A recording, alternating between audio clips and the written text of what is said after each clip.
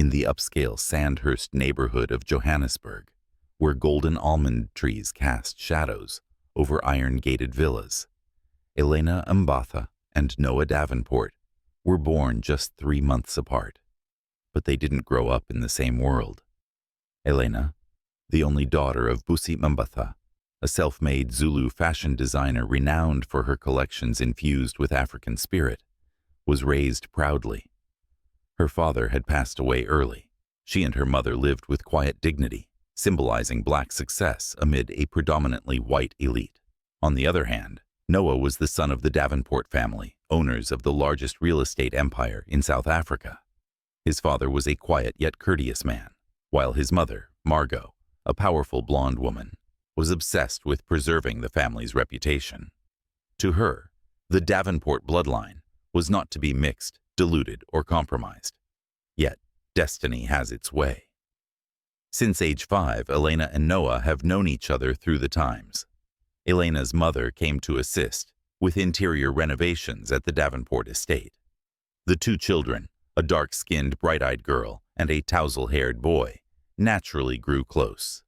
Their bond was forged in moments of rebellion, sneaking into the backyard, skipping afternoon lessons to pick wildflowers, forming a connection no social status could ever divide. But within that innocence, the first seeds of prejudice and pressure had already sprouted. Margot would force a strained smile whenever she saw Noah trailing after Elena, but her eyes were sharp like razors when cast toward Elena's mother. "Children are like that," she once said, "but they'll grow up and learn where they belong." No one knew then that those words had planted the first cracks that would one day erupt into storms no one could predict. Elena and Noah's childhood passed with a strange closeness, like two parallel lines that never touched, yet could be separated. At St. James International School, they always sat near each other in class, partnered on presentations, and shared first place in the annual art competition. With her vivid imagination and passionate heart, Elena sketched bold, colorful designs. Noah, calm and precise, refined each line with the eye of someone born to be an architect.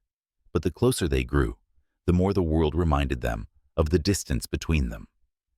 It started with the sidelong glances from teachers when the two children held hands, stepping off the bus. Then came the whispers from other parents. "That girl's smart, but is she a match for Noah? He's the future of the Davenport empire, not a plaything." The turning point came at Noah's 13th birthday party, hosted at the family's private resort. Elena wasn't invited. Instead, Margot sent her mother a coldly formal gift box with a single card inside. "Thank you for taking care of Noah, but please understand that some relationships are meant to end with childhood." Elena said nothing to Noah.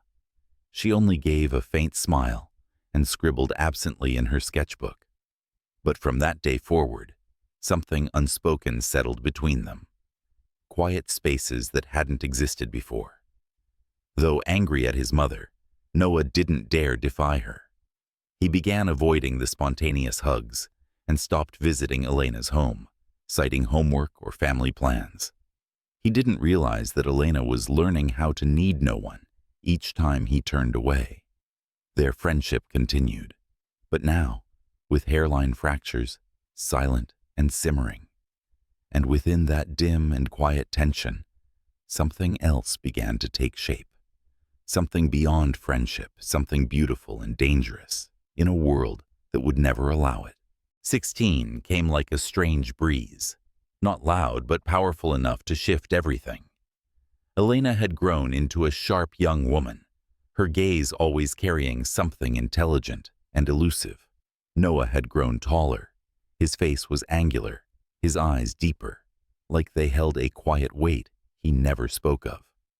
They were still at the same school and still partnered for projects, but they were no longer the carefree children they once were. Elena no longer called him whenever she wanted. Noah no longer stopped by her house every Friday afternoon like he used to. But the way they looked at each other, every time their eyes met, still held that unspoken pull. Then, one winter afternoon, Fate intervened. A sudden storm trapped them both in the school library. The two of them are separated by a single bookshelf, yet surrounded by years of unspoken tension. Noah sat one shelf away, pretending to read, though his eyes drifted toward her. As rain tapped against the window pane, Elena finally spoke, softly, without looking at him. Why are you avoiding me?" Noah looked up, caught off guard, but said nothing. "Is it because you're scared your mom might see us? Or because you're afraid of what people will say, that your girlfriend is black?" Her question pierced like a needle through the pride of a boy raised in a dynasty. Noah stood up, walked to her, leaned in close, and whispered, "I'm afraid. I won't be able to stop." Elena looked up, and there, among rows of books and dim winter light, they kissed for the first time, soft as a confession, but fierce as a vow. This feeling, no matter how forbidden, was real. From that moment on, they were no longer children. They had entered a new realm, where love had to battle class, race, and the haunting ghosts of their families' pasts. After that kiss in the library, Elena and Noah's love could no longer remain hidden in the dark. At first, they tried to keep it discreet. Midnight messages, quick meetups after school, glances exchanged in crowds like coded secrets. But nothing stayed secret for long in a place like Sandhurst, where every move was scrutinized through the lens of reputation and power. Rumors spread fast. Some of Elena's classmates began to distance themselves. Whispers echoed down school hallways. Does she not know she's reaching too high? Noah's an heir. He can't be caught up with a girl like that. Noah was summoned into his father's study late one night. Henry Whitaker, wealthy, conservative, and always composed, set down his glass of scotch and spoke in a steady, emotionless voice. "You're destroying your future, Noah. Elena's family does not belong in our circle." Noah remained silent, but in his eyes, something was boiling. The helplessness of a young man being dictated by rules he never chose, and for the first time, he dared to answer his father. "If you can't accept Elena, maybe you never really understood me." From that day on, Noah wasn't just a rich boy in love with a girl. He became someone willing to defy what was considered order, for a love the world had already marked as wrong. As for Elena, though hurt by the growing isolation, she kept her head high. She didn't need anyone to validate her worth. But deep down, a quiet worry began to take root. Could this love withstand everything? Or was it just a flame destined to be smothered under the weight of too much pressure? After months of enduring judgmental glances and pressure from both sides of their families, Noah and Elena had seemingly found the only place of peace within each other. And yet cracks had begun to form, not from outside forces, but from within. Elena began questioning whether she was pulling Noah away from the path he was born to walk. The warnings, the cruel remarks, and even the distant silence from her mother led Elena to wonder, am I just a burden? As for Noah, the more deeply he loved Elena, the more torn he felt. He had defied his father, fractured ties with his family, and stood stranded between two worlds, to which he no longer entirely belonged. But every time he looked at Elena, with her resolute eyes and that gentle smile, despite the weariness, he knew. If I lose her, I lose myself. During spring break, Noah quietly planned a trip to the northern coast of Kenya, a place Elena had dreamed of visiting since she was a child, ever since seeing paintings of it in the worn book her mother once left behind. This wasn't just a getaway. It was where he would ask the most critical question of his life. At a seaside resort, under a golden sunset sky, Noah had arranged a dinner on a rocky hill overlooking the vast ocean and the untamed forest beyond. Elena arrived in a simple white dress, her hair dancing in the sea breeze, unaware that ahead of her lay a moment that would change everything. When dessert was served, Noah rose from his seat. He pulled a small blue box from his jacket. Inside, a custom-designed ring, featuring a glowing violet tanzanite carved in Swahili-inspired patterns, just like their love. Bold, beautiful, and unbound by convention. He knelt, eyes locked with hers, his voice steady, yet full of quiet fear. "I don't know what the future holds for us, but if you'll agree to be my wife, whether we face storms or calm seas, I vow to hold your hand through it all." Elena froze, not from shock, but because her heart, once torn, now trembled with something powerful. Trust. Not perfect, but real. It's not easy, but it's worth it. Tears streamed down her face as she nodded gently. "Yes, even if the world turns its back on us, I still choose you." News of Noah and Elena's engagement spread quickly through both families. On the surface, it was a modern-day fairy tale, love triumphing over class and prejudice. But beneath that dazzling facade, a silent battle had begun to stir. Elena's family, steeped in conservatism and long-held racial bias, received the news with icy silence. Her mother, Loretta, who had once lost her entire career for siding with black clients in a significant civil rights case back in 2002, now found herself facing a paradox. Her daughter was about to marry someone like Noah, a man she didn't oppose, but could not openly support. "I'm not against it, but you must understand, this society hasn't changed," she said quietly. On Noah's side, the resistance came from his uncle, Ezekiel, a politician in the middle of a campaign built on the image of a traditional model family. An interracial wedding involving a fashion designer previously accused of design plagiarism didn't quite align with his optics strategy. At a pre-wedding dinner party where glasses clinked and smiles floated through the air, glances were exchanged, loaded with calculation. Loretta whispered to a lawyer friend, "Is there any clause in the prenup that can protect Elena if things go wrong?" Meanwhile, Ezekiel pulled Noah aside in the garden, his voice cold, his eyes sharper than ever.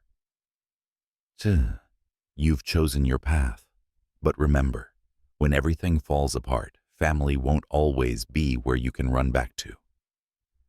And amid it all, only two people remained untouched by the quiet war. Noah and Elena were lost in their wedding plans. Her dress would be a custom piece blending Western lace with Maasai patterns, and a youth choir of African descent would perform the ceremony music.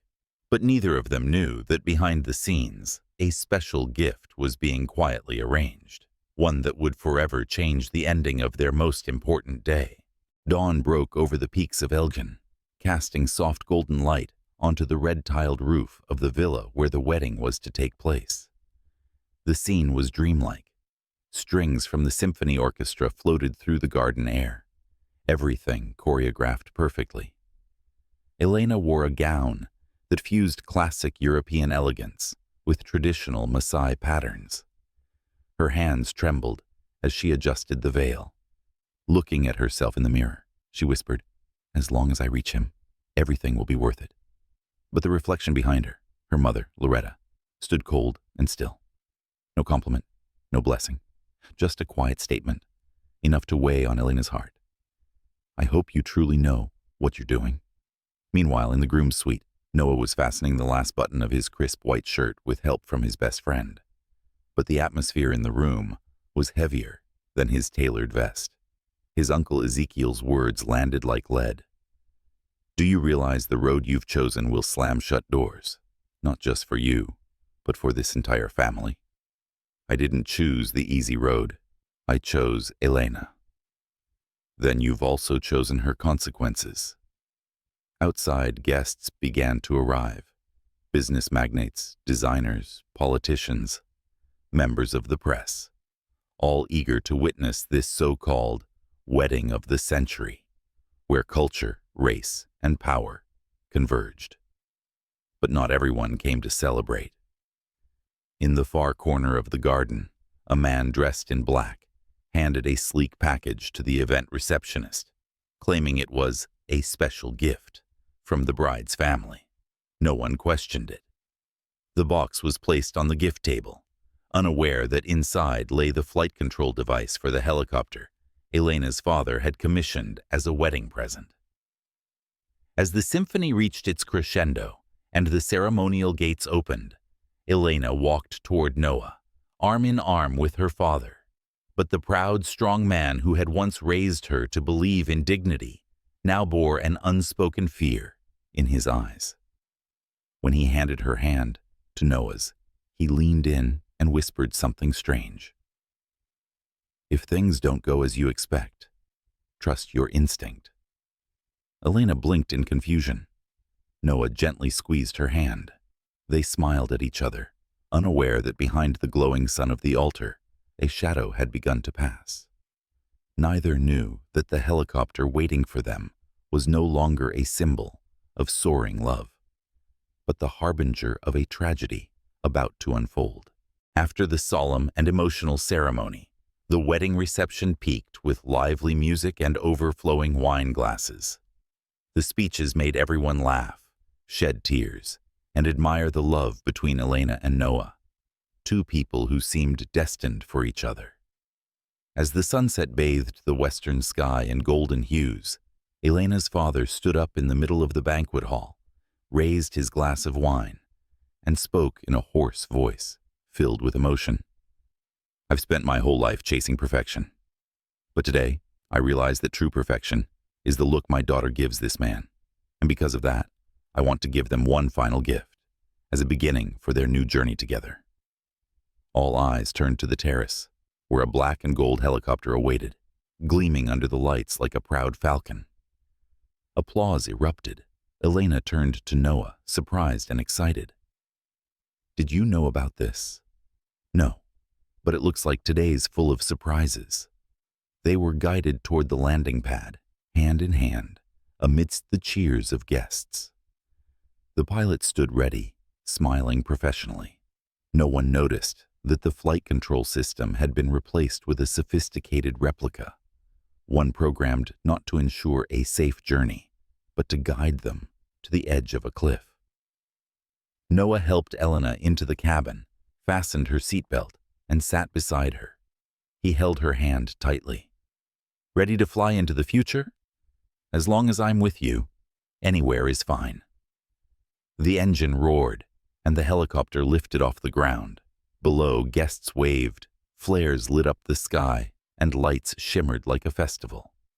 Elena leaned her head on Noah's shoulder, her eyes gazing up at the starry sky. "Everything's perfect, like a fairy tale." "Yeah. But fairy tales often have a turning point. And that turning point came faster than they expected." Noah noticed something strange as the helicopter reached cruising altitude. The control panel flashed an unusual red warning. He glanced at the pilot only to see the man's face pale, his hands tightly around the controls. "The wind's shifting. The navigation system isn't responding. I'm trying to regain control." A violent jolt shook the cabin, and Elena screamed.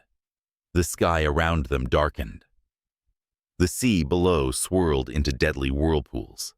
The helicopter was no longer a bird of freedom, but a blade plunging into fate. Noah pulled Elena into his arms and whispered, "No matter what happens, I won't let go of you."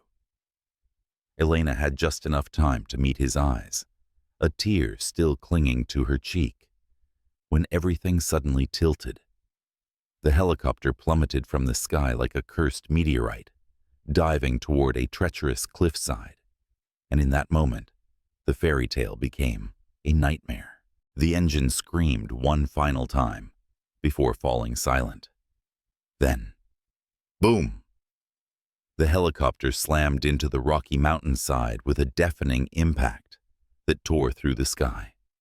Twisted metal, shattered glass, and a burst of fire erupted like a beast unleashed from hell. Furious flames roared into the air, reflecting a fierce red glow in the night, devouring everything that had once been called perfect. The body of the aircraft split in two. One half was instantly engulfed in flames. The other teetered precariously on the cliff's edge, where a single breath separated life and death. Inside, amid the choking smell of burning fuel and the groan of twisting metal, Elena opened her eyes. She didn't know what was keeping her alive, instinct or a miracle. Everything was blurry. Sounds, images, memories. She couldn't hear her breathing, only the crushing pain that thundered through her body. Noah! Noah! Her voice was hoarse, nearly inaudible, through her scorched throat. She turned her head, and her heart seemed to stop when she saw Noah, motionless, half his body pinned under a bent steel beam. His once white wedding suit was now singed, smeared with blood and soot. He didn't respond. Elena dragged herself closer, her trembling hand touching his cheek, cold, but not lifeless. She pressed her ear to his chest, listening for a heartbeat, and when the faint thump echoed like a distant drumbeat from another world, she broke down, grieving and clinging to that fragile thread of hope. You have to live. You promised not to let go of me. Behind them, the fire spread faster than expected. Severed power lines sparked, crackling like a countdown from death itself. The helicopter's frame trembled violently, then tilted farther toward the abyss. There was no time. With ribs likely cracked and her arm bleeding, Elena summoned every ounce of strength to pull Noah from the wreckage. Each movement was agony, but she refused to stop. She couldn't. A monstrous roar sounded. The remaining section of the helicopter began to slide toward the cliff, dragging smoke, fire, and the broken remains of dreams once held dear. In the final instant, Elena gave everything she had left to yank Noah from the shattered cockpit. They tumbled onto the rocky ground, barely a meter from the cliff's edge. Behind them, a blast erupted, one last cry from the wrath of fate.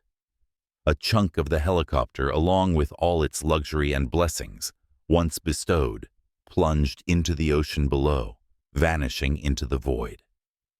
Elena lay gasping, her hand gripping Noah's tightly.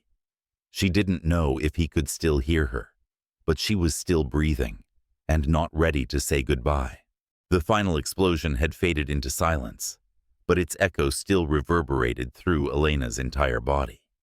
Her vision blurred, her hands trembling uncontrollably, and her heart pounded wildly, not knowing whether it was from fear, pain, or the sheer shock of still being alive. She turned her head, her eyes clouded, searching for Noah. He lay there, not trapped anymore, but still unconscious. His chest rose and fell slightly like a leaf caught in a storm, each breath so fragile it felt like it could stop at any moment. Noah, wake up. Please, Elena whispered, her hand covering his scorched and bloodied face. You're not allowed to leave yet. We haven't even had our second dance. She pressed her forehead against his, tears falling onto the increasingly cold cheek of the man she loved. In the distance, muddled sounds echoed, ambulance sirens, the whir of search helicopters, and frantic voices shouting from below the cliffside. But Elena didn't hear them. Her world now held only two heartbeats, one from her chest and one from the man beside her, still battling to cling to life. With trembling fingers, she removed the torn veil from her head, using it to wrap around the deep gash on Noah's forehead. Her hands were soaked in blood, and a cut on her arm continued to bleed, but she didn't care. You promised you wouldn't leave me, so keep your word. Please. Suddenly, Noah coughed. Just once, weak and hoarse, but enough to ignite the flicker of hope inside her. She shot upright, cradled his head in her hands, and whispered through choking sobs, I'm here. I'm not letting you go anywhere. At that moment, like a miracle rising from the wreckage, a beam of light broke through from above. a search helicopter's floodlight sweeping across the mountainside. A voice echoed through a megaphone. "Survivors spotted. Deploy the team to the southern ridge immediately." Elena looked up, her eyes blurred with tears, but burning with determination. Not from fear, but from the knowledge that the fight for life wasn't over, and she wouldn't let it be lost. She bent down again, whispering one more time. This time, a promise. "If fate dares to take you from my hands, then I'll fight fate itself. Because true love doesn't end with a crash. It begins again from the ashes." Elena woke up to the steady beeping of a heart monitor. The white hospital lights pierced her eyes, making her wince. The smell of antiseptic, the soft murmurs of nurses in the hallway, and the heavy sensation in her arm left her dizzy. And then, the memories surged like crashing waves. The helicopter, the mountain, the fire, and Noah. She sat up, or tried to, but a sharp pain in her ribs forced her back down. A gentle voice spoke beside her. "You need to stay still, Miss Elena. You've lost a lot of blood." "Where's Noah?" She interrupted, almost screaming. "Is he still alive?" The doctor looked at her for a moment. In his eyes was exhaustion, but also something that hadn't shattered. "He survived.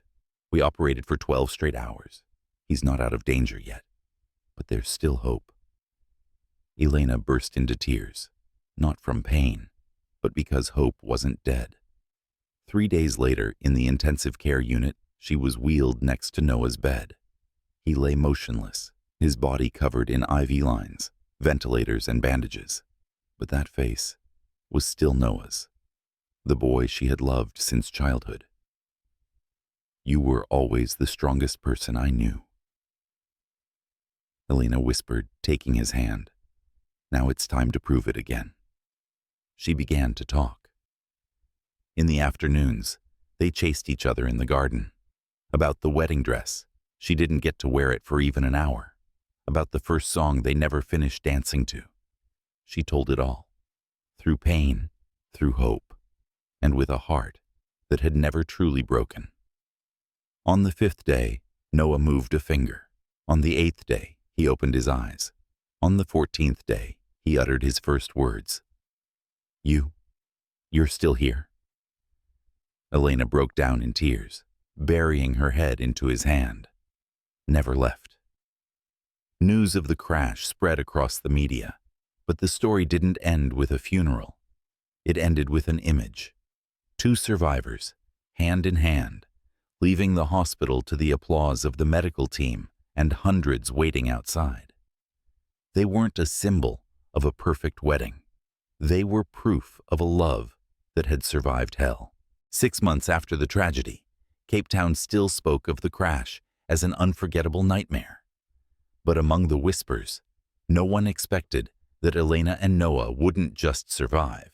They would become a symbol of rebirth. Once the endpoint of a shattered dream, the cliffside villa was transformed into a private aerospace recovery and research center named the Dio Foundation, founded by Elena herself. At the entrance, a plaque bore the inscription, "From where everything collapsed, we rebuild something worth more." After months of physical therapy, Noah returned to work, not in sleek offices, but in classrooms, speaking to architecture students about structures that can save lives or end them. He no longer designed to impress, but to prevent the kind of catastrophe that had nearly taken his own life. Elena appeared on television for the first time since the accident. No glittering gown, no elaborate makeup, just a woman bearing a long scar across her collarbone, with eyes that had seen death and chosen not to let it win. Love isn't a lavish wedding. It's not a $1 million dress or a promise made under fairy tale lights. Love is when you drag the person you love out of a burning wreck when your bones are broken, but your heart stays whole. She didn't retell the accident to gain pity. She spoke to warn. Call for investigations into importing uncertified private aircraft and demand accountability from elite wedding planners who ignored that day's severe weather report. This tropical depression had been deliberately concealed. Names were exposed, lawsuits were filed, and new safety regulations were enacted, rising from the ashes of that day. Exactly 1 year after the crash, Elena and Noah stood on the very ground where the helicopter had exploded. She wore a simple white dress. He leaned on a cane, but stood tall. No orchestra, no fireworks, just a handful of loved ones and a group of children from the orphanage they had begun supporting. And there, they were married again. No one cried, because this time, happiness did not come from perfection. It came from the scars they carried and the love that had survived even death.